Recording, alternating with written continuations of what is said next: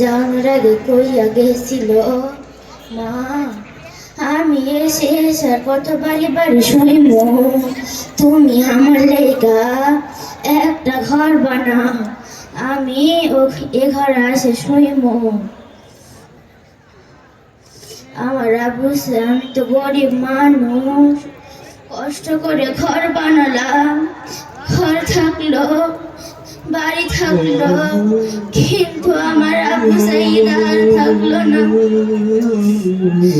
ওরা আমার আব্বু সাইদকে লাশ করে ফিরিয়ে দিল।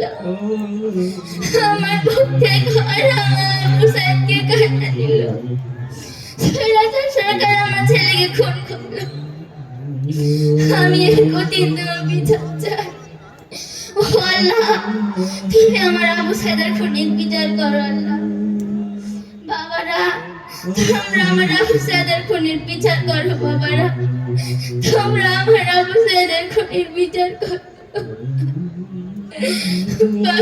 আবু সাইদ কই চলে গেলি রে বাবা? আমার বুক ছেড়ে কই চলে গেলি রে বাবা?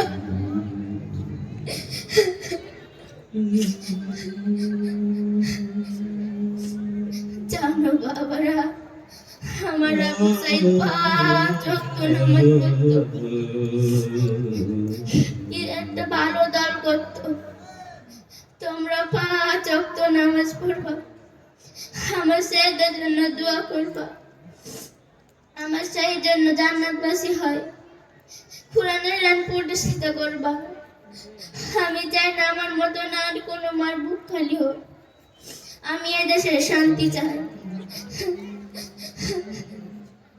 বাবা আবু সাইদ, বাবা আবু সাইদ, বাবা আবু সাইদ, বাবা আবু সাইদ, বাবা আবু সাইদ, বাপ তুই কই?